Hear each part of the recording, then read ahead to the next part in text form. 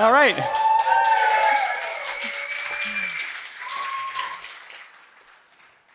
Hi, everyone. Thank you so much for coming. So my name is Josh Gordon. I work on the Gemini API, and I have an amazing team that builds a lot of the examples and the SDKs that you'll see today. Hi, everyone, and I'm Joana Carrasqueira, a Senior Manager in Developer Relations for AI here at Google, and I'm really excited to be with you all today. Woo! Hi, everybody, and I'm Laurence. I just do a whole bunch of AI stuff here at Google, so thank you all for being here today, and we hope we have a great session for you. So I think we might actually be having... In addition to the three of us, we have a special guest. Oh. Do we have a special guest? Yes, we have a special guest. Apparently. Oh, that's very interesting. I thought that we have a very special audience today. Hey, Sundar, welcome. How are you? Welcome, Sundar. Thank you so much for joining. Hi. All Thank you right. for joining I us. get to crash the party. Yeah. You guys had fun today? Yeah. It's an exciting time in the field. Yeah, there's a lot going on. Yeah. Oh, yeah. Thank you so much for joining. Yeah, well, So pleasure. to kick things off, I have a question for you. All right. So AI has changed a lot recently, and it's becoming so much more accessible. So what kinds of cool things can developers do today with Gemini that a few years ago would have taken an engineering team or research team or tons of work? I think you all are doing it already. I've seen crazy examples online. It always blows me when people think about stuff before we do. But I think it's going to take us a while for us to internalize what multimodality means. The fact that anything in any input can come out as any output, and you can mix and match and do things. I think it's a powerful new thing. All of us are putting the plumbing in there. But I think you get to use it and think through in a big way. Obviously, long context. Something as we make it more and more easy to use. We introduce the caching API coming soon. As we bring the latency and cost down, I think that's another dimension on which it's pretty powerful. And finally, as things become more agentic, I think it's an extraordinary opportunity to kind of push the boundaries on. But I'm always blown away by what people do rather than me telling them what to do. Yeah. So we have a lot of developers in the room, I think. We got a few. So speaking of developers, Sundar, how do you see the developer role changing in this new AI world? Well, the pace is pretty fast, but you're also getting new tools to go with it. So embracing AI in your workflows more natively is going to be important, I think. But also, I would say, you have to challenge the existing assumptions across everything you do. When I spoke about multimodality, that's what I meant. You're just really internalizing it. I think it takes time to internalize that you can actually go from any input to any output in a deep way. So I would just say, internalizing what it means to be AI native, I think it's going to take some time. When mobile came, we all went through the same thing. Most of us did what was in the web, and we kind of shoved it into mobile. And then people started doing really mobile native applications. I think we're in the same phase with AI. We're kind of adding some AI capabilities to existing applications, but really stepping back and rethinking it from the ground up. I think that's the most important thing to do. That's really good. And I would like to follow up on something that you've just said. It feels like the pace of change is really fast in AI. So if we take a moment to pause, what opportunities are you excited about in the longer term? We are obviously talking about the technology horizontally. Mm-hmm. But I think people taking the chance to take verticals by vertical and creating applications within it. You see examples of it like in healthcare, with what we are doing with AlphaFold, and as we introduce Gemini models, what's possible. You see it with learning, with LearnLM. But the chance to take each vertical and go deep and solve problems using AI, I think that's the opportunity ahead, right? Yes. Kind of horizontal applications are harder, but I think the chance to do it on a vertical by vertical basis and go deep and solve a problem, I think there's a lot of problems to be solved and a lot of value to be created. Thank you so much. Thank you. And before Sundar goes, do you mind if we take a quick selfie with you and several hundred of our close friends? Yeah. All right. Awesome.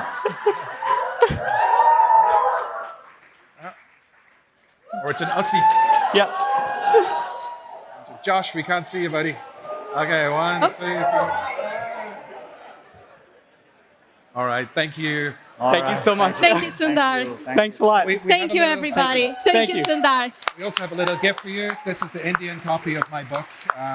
Josh and It Joana really signed is it an too as exciting well. time to be a developer. And right, that's why Thanks, we guys. called Thank you. today. Take care. Thank you so much. Thank you, Sundar. Thanks.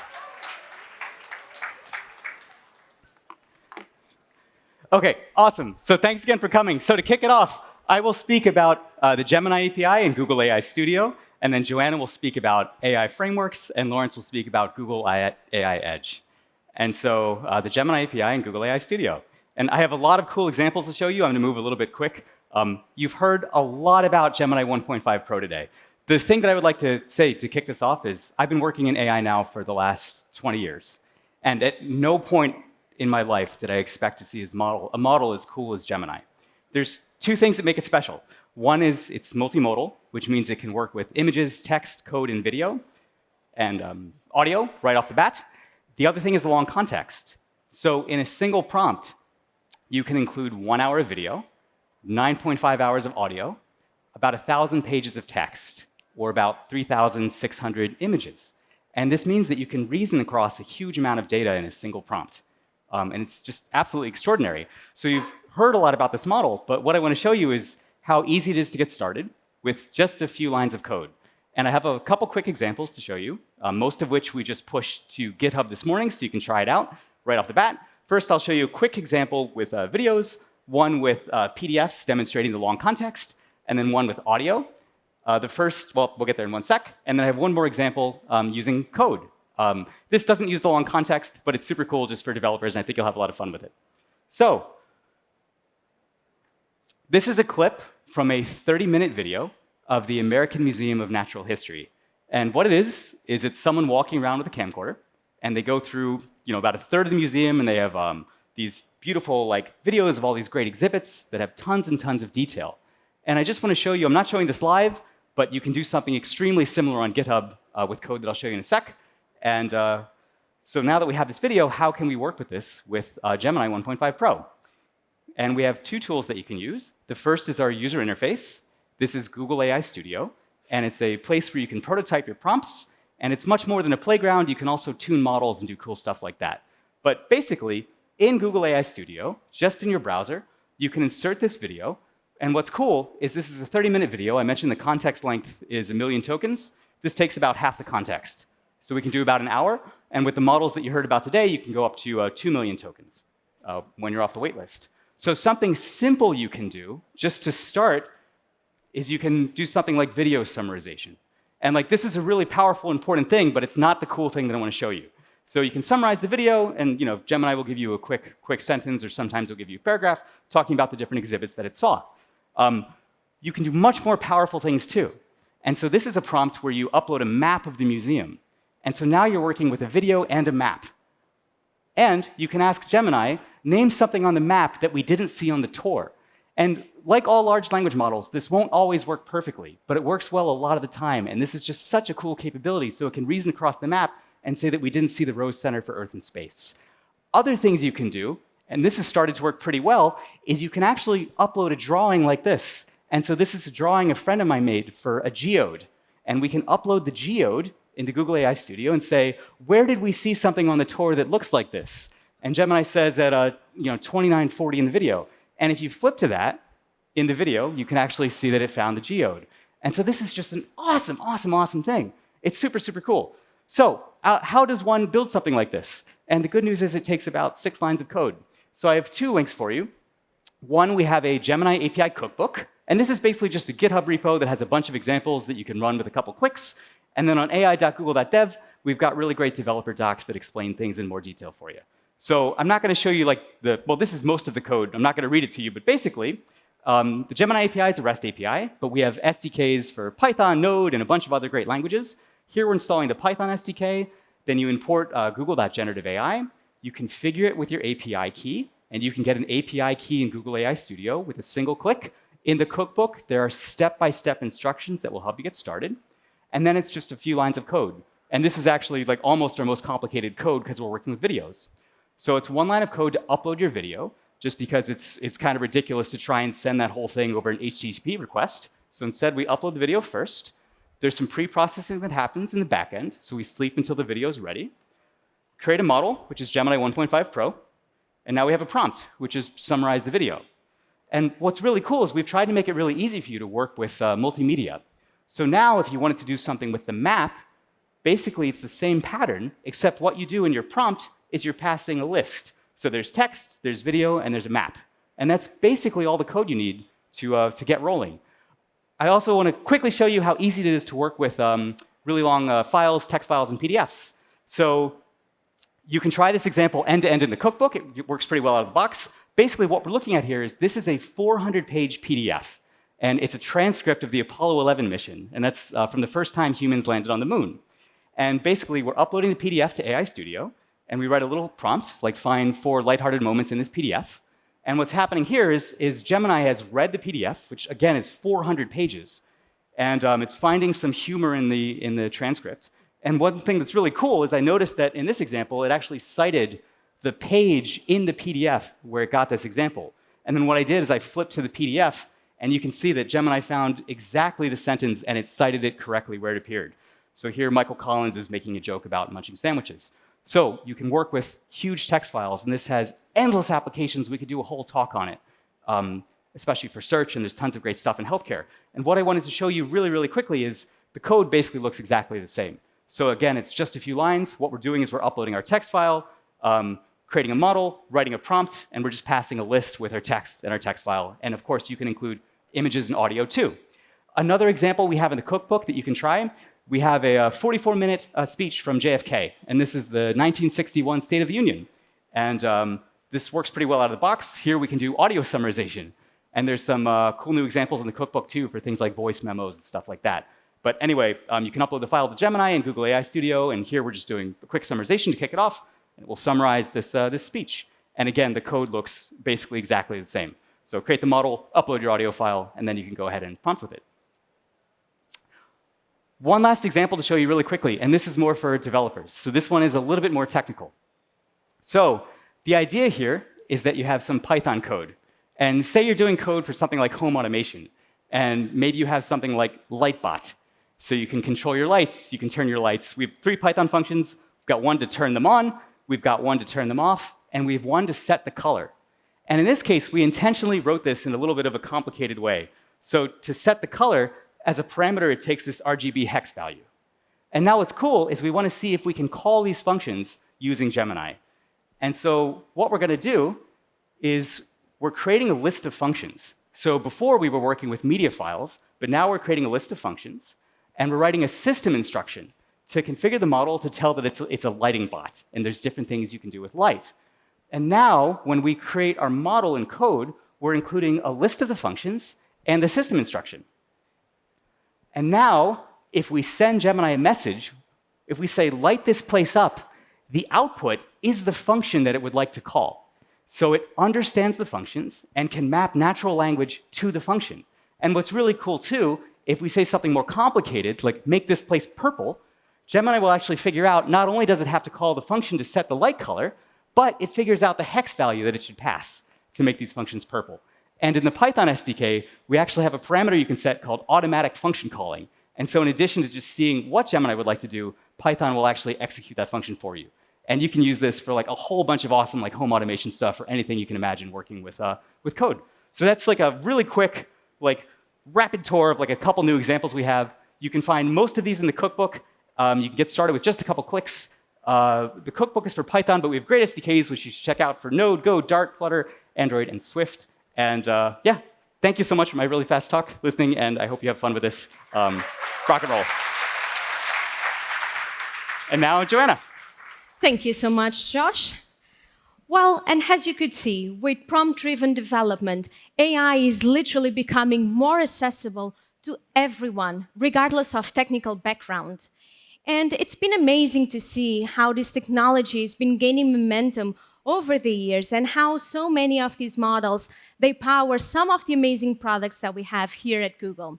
And more models have emerged very quickly, from T5 to Lambda to Palm, Palm 2, Gemini, and more recently, the Gemma open models family. So really, woo! It looks like we have some Gemma models fans. Okay, there's a Gemma talk tomorrow that you have to attend.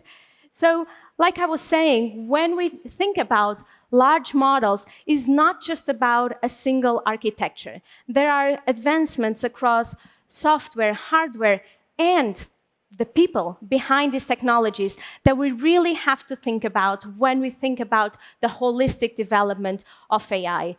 So when we think about these advancements beyond architecture, there are four main things that we always have to consider. And they are computational power, machine learning techniques, training data, and access to innovation. So, we want to empower every developer to be more productive with AI. We want to take it even further. And we want to make sure that you are productive in your day-to-day life by providing you with, just to mention a few, tools for debugging, code generate, auto assist, testing vulnerabilities. But really, Gemini, as you could see during Josh's presentation, is your best partner. And as we saw, Gemini 1.5 Pro really offers the world's largest context window and allows you to process vast amounts of information in one single stream. So as developers become more productive and as the models evolve, we are able to unlock amazing new scientific discoveries and innovations. And that's why I'm really excited to bring you AlphaFold 3. AlphaFold 3 is a model that is a combination of innovation and research from Google DeepMind and Isomorphic Labs. And this model is really special because it's a state-of-the-art model that allows you to predict structures in all life's molecules, from proteins to DNA to RNA. And we believe that we're going to unlock so many scientific advancements in drug development, drug design, but ultimately, this will bring so many positive health outcomes for patients and communities around the world. AI is also a catalyst for innovation, and you can really be more collaborative as a team by using AI. You can take it from a simple idea, you can make it better, you can brainstorm, iterate, refine it, and really start with something really simple and make it more complex and better over time. So there are two tools that I'm really excited about. One is AI Flutter Code Generator, which allows you to riff off on UI designs with your developer and design teams just from one single text prompt, and Data Agent, which allows non-coders to also have a better understanding of data, about the relationships between data, but also have a very deep understanding how it works. Now, you might be thinking, okay, things are moving so fast. I'm feeling a lot of pressure as a developer to really build better, faster, smarter apps. So how do I transform all these challenges into opportunities? And this is a mindset change, and that's why I really want you to think about the opportunities that you have to build new cool innovations with AI. So I'm going to break down these opportunities into two main themes.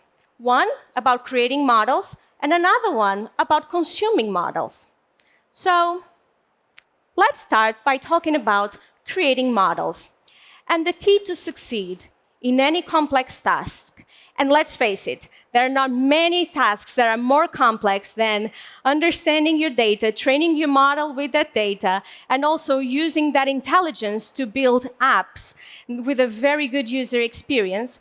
But like I was saying, the key to succeed in a complex task is really by having a stack of technologies with clear separation of layers by functionality and optionality between those layers. So when it comes to building with AI, we've been working tirelessly, and I can assure you that, to ensure that you have the right stack to build with. So let's start at the top, shall we?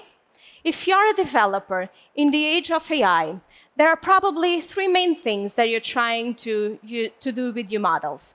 First one, you might be trying to create a model from scratch, and you will need a consistent API. And if you want something that it's solid, easy to learn, but also easy to maintain, whether it's a deep neural network or a wide LSTM, maybe you'll be training your model using parts of an existing model, and that can save you a lot of time and help you build a better model. Or what's becoming more common, maybe you're trying to fine-tune a generative model with techniques like LoRa. And in just about a moment, Laurence is going to do a demo for you. However, regardless of what you're trying to use your model for, Keras is your best friend. But your job really only starts at coding. And once you've defined your neural network architecture, and once you've chosen the layers to fine-tune, something still has to do the heavy lifting of machine learning.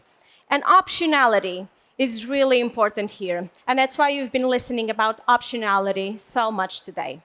But maybe you have access to state-of-the-art hardware infrastructure, or maybe you're sharing a GPU with your team.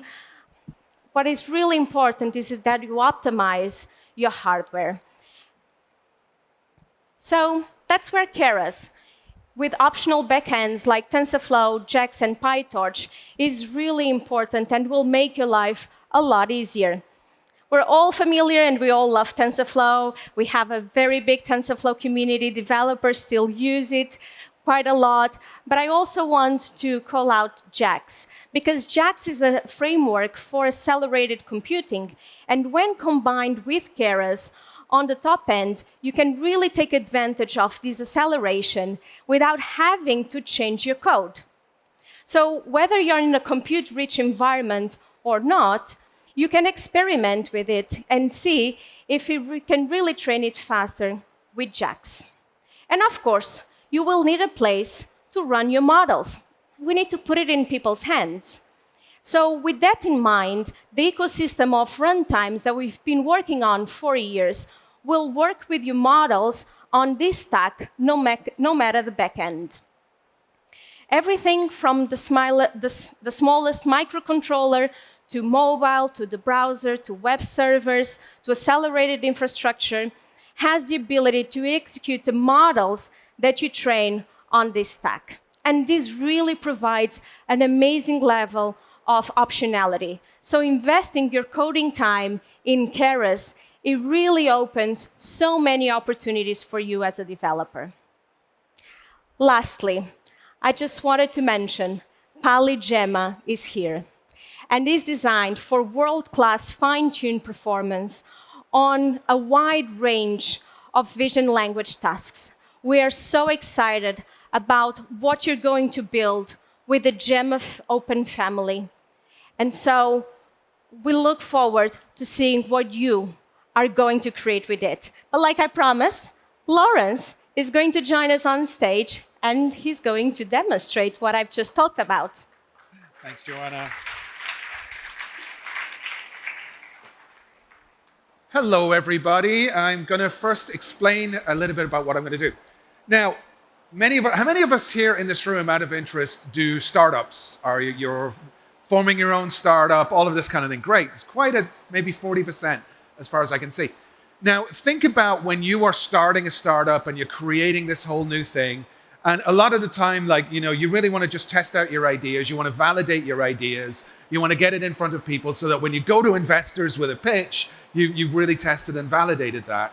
And that's one of the areas that with generative AI where I'm particularly excited, because so many ideas that are out there, you can just start kind of kicking the tires on these ideas using synthetic data that has been created by something like Gemini, and then you can start building an app and start building an app idea around that. And if you're at the developer keynote earlier on, Sharbani and I were kidding around about one of the ideas we had, and that was, well, hey, we have kids, our kids love to read books, but sometimes it's very difficult for us to find the right books for children to read. You can go onto the sites where you buy them and maybe read reviews. You can go onto sites like Goodreads and maybe read reviews, but that's a massive cognitive load that you have. And with that cognitive load, it just makes it harder. Wouldn't it be nice if you could go to a chatbot and just ask a chatbot about it? So then if we were a startup like publishing books or providing an app like this, hey, that would be really cool to do that, to allow people to have a chat application where they could ask about the books and then maybe use RAG with details about their own family, that they could pass to this application, keeping it all private and on device, so they could get even more intelligent reasoning around that. We thought that'd be an amazing idea for a startup, but how would somebody get started with that? You need data. So I just got signed out of my laptop, so let me sign back in. And if we can switch to the laptop screen, please. So then the idea is like just with something like Gemini, let me zoom in on that so you can see it a little better. I could start just doing things like I put in a simple prompt in AI Studio where I asked it for, here's me just saying, give me 100 more. Like, please help me create a synthetic data set, output it as a CSV containing details on family-friendly books, output the title, the genre, the theme, and a simple synopsis. Create about 100 books. And then what Gemini did for me was it started creating books like The Big Friendly Giant, The Paper Bag Princess, and stuff like that. So now I'm actually starting to put together a catalog of books using synthetic data, within AI Studio just allowed me to do this as a simple prompt and get that as a CSV. So now I have a starting basis. I have a database of books that I can start working with. But it gave me a very simple synopsis. Like, for example, Tiki Trouble that I'm just reading here was a mischievous imp causes chaos for a young girl named Ella. I can't really tell a lot about that book from that. So maybe I could go back to Gemini and have Gemini create detailed synopses of the books. So that's what I ended up doing using the generative AI that Josh was showing earlier on. And I'm just going to show it like very briefly here.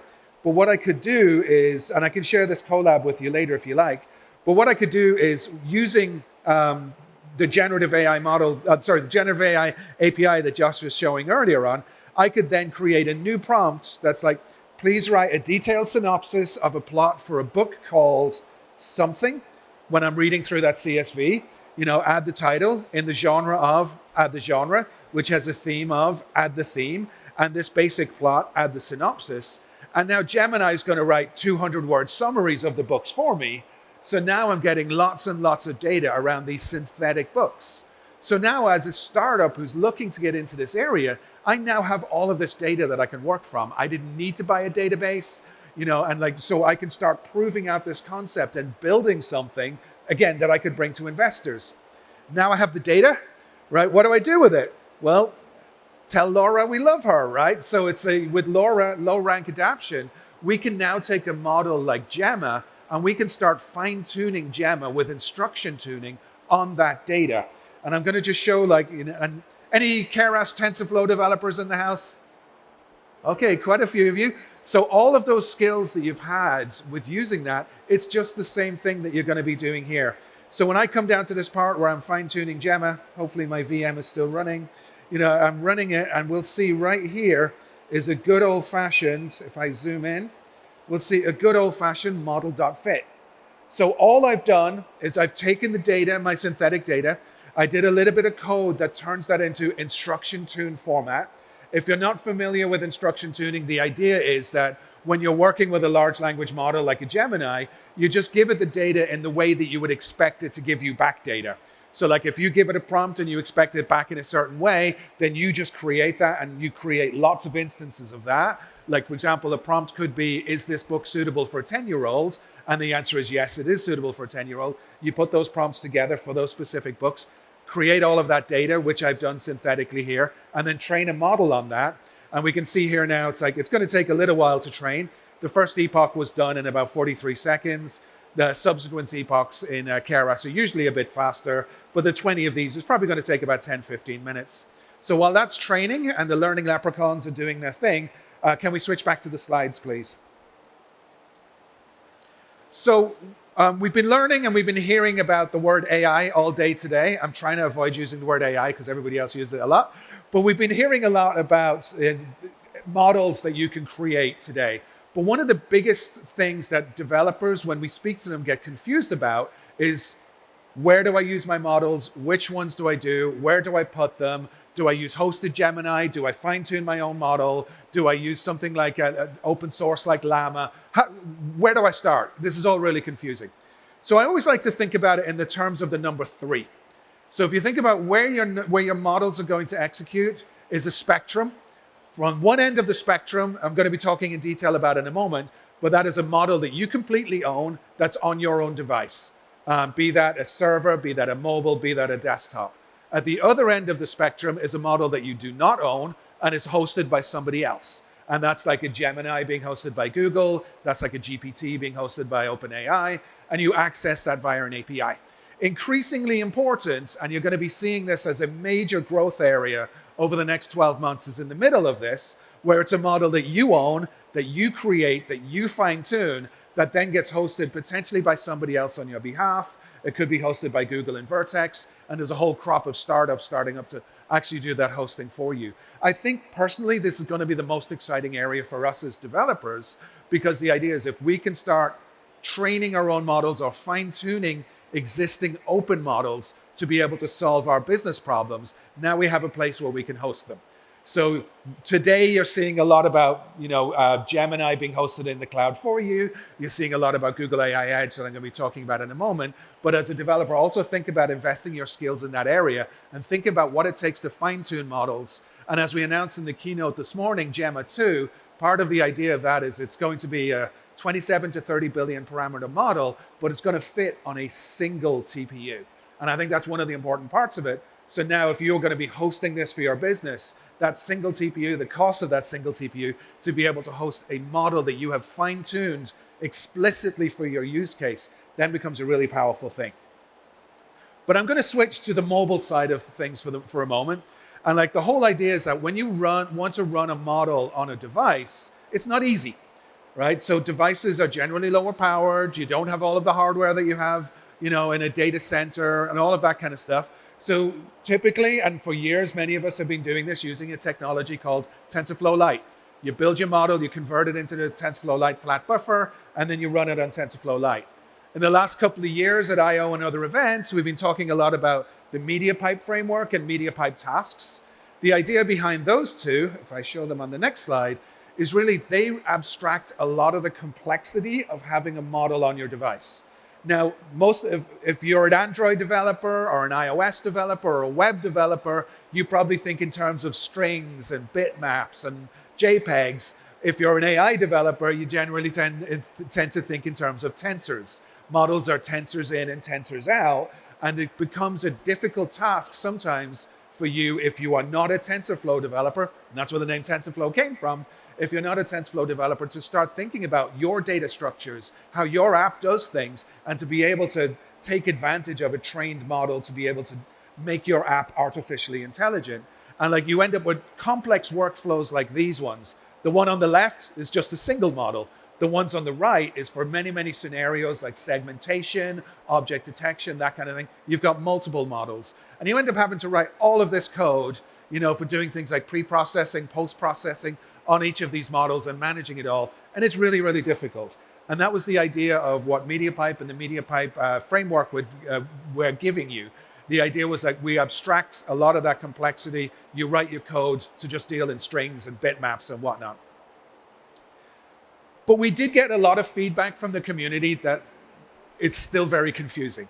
When do I use TensorFlow Lite? When do I use MediaPipe? When do I use Gemini? When do I use Gemma? All of these kind of things. And we understand that it's confusing. So, as a mobile developer, if you're using Gemini, you're going to be using an API to call the hosted Gemini. Or you could be using an API to call a Gemma model that runs on device that I'll show in a moment. Or you could be creating your own model and running on TensorFlow Lite. Or you could be creating your own model and running on MediaPipe. And there's all of this kind of confusion. So what the folks have been doing, working hard, is to kind of create this overall umbrella that we call Google AI Edge. So you'll have like a one-stop shop for all of the innovations that are happening on the edge in mobile to try and reduce the confusion, particularly around getting started and that stuff. And as part of that, there's a few new things that have actually been released. LLMs on device, which I'm going to show in a moment with my fine-tuned Gemma, where the idea was, again, all of that complexity, because when you start dealing with an LLM, it's not as simple as you give it a prompt and it gives you an answer. Your prompt needs to be tokenized. The answers coming out of the model are generally serialized, and then they need to be detokenized. And there's a lot of work that needs to be done to do that. But the MediaPipe folks have actually built wrappers for LLMs like Gemma to make that work a lot easier. I'm going to show that in a moment. We've heard so much from the community about PyTorch support. So now if you build models in PyTorch, they can be converted into the flat buffer format that will run on Android or iOS or even the web using our TensorFlow Lite runtime. And then finally, something you'll be seeing a lot of in the AI Edge session is something called the Model Explorer. And one of the things we always hear from developers is when you got a model and the model's doing something and it's doing some kind of reasoning or it's doing some kind of an inference, how can I trace what it's doing? How do I understand what it is in that model that gives me this answer instead of this answer? And that's the idea behind the Model Explorer. It's freshly baked, it's hot off the presses. We're showing it to the public for the first time today. You should be seeing it in some of the demos, and it's going to be available under Google AI Edge. And I hope it solves many of your use cases when it comes to understanding and communicating how your models are actually going to work. So I'm going to switch back to mobile for a moment, if we can go back to the demo machine. And I cheated a little bit. I have a version of the model that I created earlier because we're short on time. And I'm just going to run it on my phone. It's a live demo on my phone. So in here it's now loading. Whoops, the app actually crashed. So let me do that again. So I'm just going to load up the app, and you'll see the app is just a very basic chat type app, where what I've done is I've fine-tuned a Gemma model to become an expert system in children's books. And now we can see it. I'm sorry if it's a little small.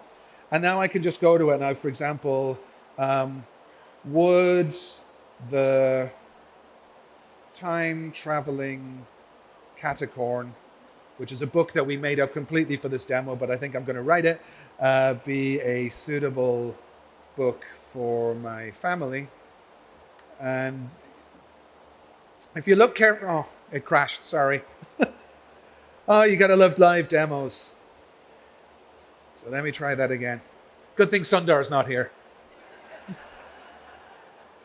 Would the time-traveling catacorn be a good book for my family?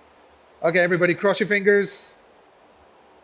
Oh, there we go. Okay, so if you look carefully, you'll see the prompt. I have a system prompt where I have the instruction, where it's like saying below is an instruction that describes a task. You're a helpful bot. You want to understand family books. The RAG part of it is the context, where I have data that's on my device that I don't want anybody else to know about. And it could be personal details about this is what my daughter likes or my son likes. In this case, I just said my family really enjoys books with interesting plots. And then finally is the actual prompt. Would the time-traveling catacorn be good for my family? And it looks like the model actually froze in its output. Trust me, it does work. But the idea here is that this, Gemma will give me that output. Let me try again. I'll just say, tell me more.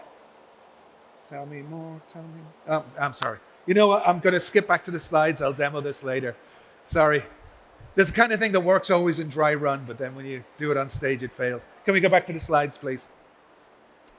Okay. So to wrap up, there's a few things that I do want to re-emphasize here. First of all, AI is human-centric. I hear a lot of feedback from people saying that AI is going to take away our jobs. As developers, when we see code generation, for example, it's going to take away our jobs. I'm just going to say, completely untrue.